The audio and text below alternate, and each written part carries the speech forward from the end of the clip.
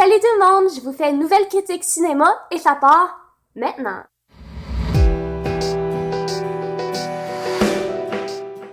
Aujourd'hui, je vais vous parler du film Les Misérables, comme ici. Donc aujourd'hui, je ne parlerai pas des erreurs du film parce que le film vient d'un livre, comme vous savez, que c'est de Victor Hugo.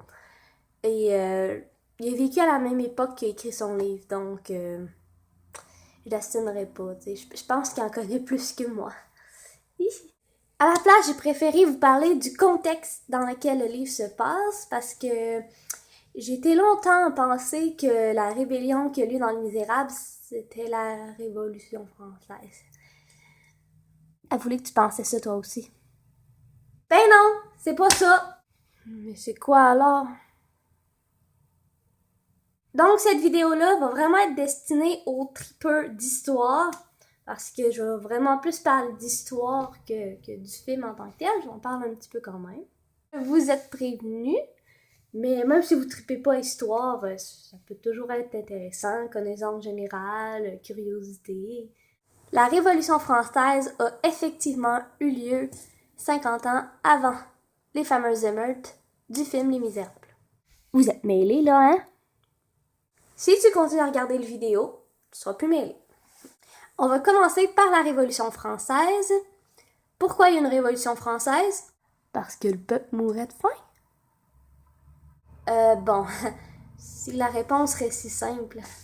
On va se compliquer la vie un petit peu. Tout commence avec une autre révolution que vous connaissez sûrement, c'est la Révolution américaine. Donc, les Français ont beaucoup aidé les Américains à avoir leur indépendance durant cette révolution. Donc, les Français se sont énormément endettés.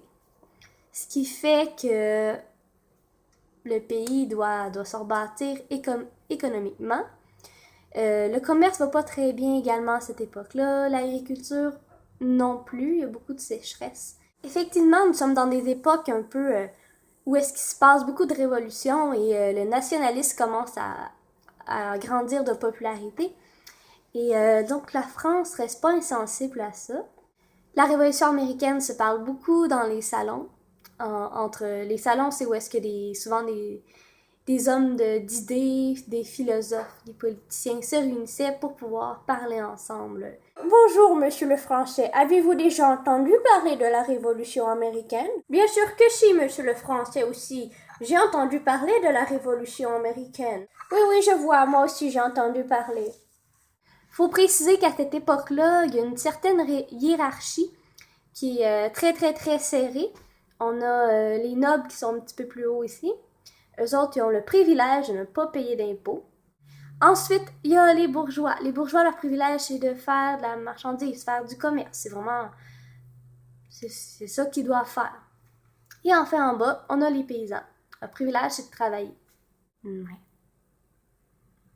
Donc, ceux qui payent l'impôt, c'est les bourgeois et les paysans. C'est peut-être pas nécessairement les plus riches, ils ont de la misère économiquement, l'agriculture va mal, le commerce va mal. Et en plus, ils doivent rembourser la dette pour avoir aidé à la Révolution américaine. Sauf que là, ils en ont jusqu'ici. Ils ne peuvent pas payer. Le roi, pas si bête, il dit on va demander à la noblesse s'ils veulent payer. Non, ils veulent pas. Fait que là, on a un problème. Personne ne veut payer. Puis l'économie va mal. Merde.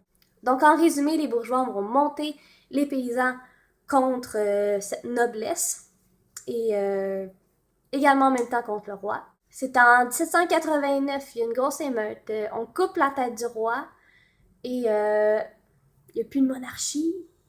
Par après, il y a quelques bourgeois plus extrémistes qui vont couper la tête des bourgeois un peu plus royalistes par peur que la monarchie revienne. En gros, c'est un coupage de tête collectif. D'ailleurs, on va inventer la guillotine.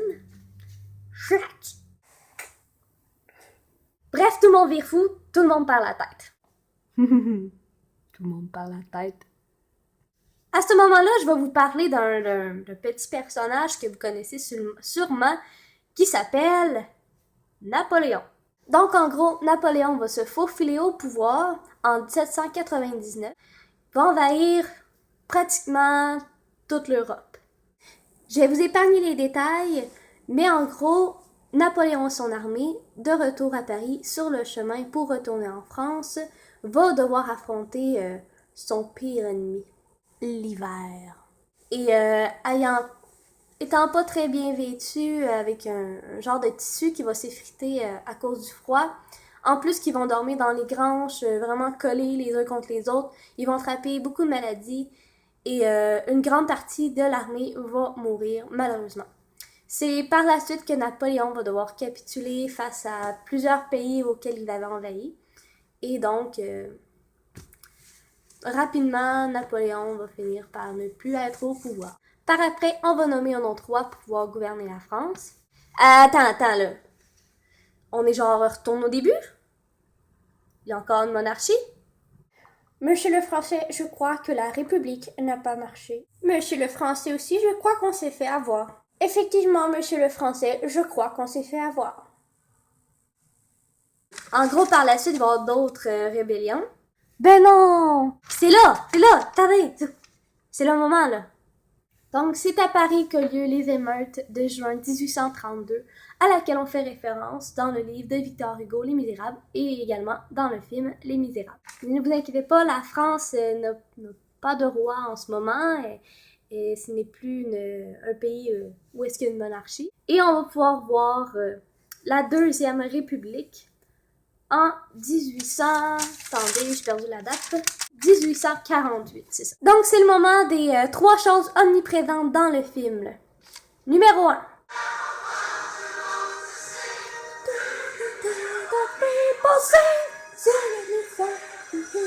Deuxième chose, de la saleté. Oui, je dis de la saleté parce qu'au niveau du maquillage et c'est vraiment... ils veulent vraiment représenter la France comme étant un endroit pauvre.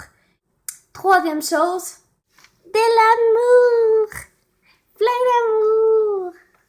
Pas juste l'amour entre un homme et une femme, il y a de l'amour aussi envers son ennemi, puis c'est tellement beau.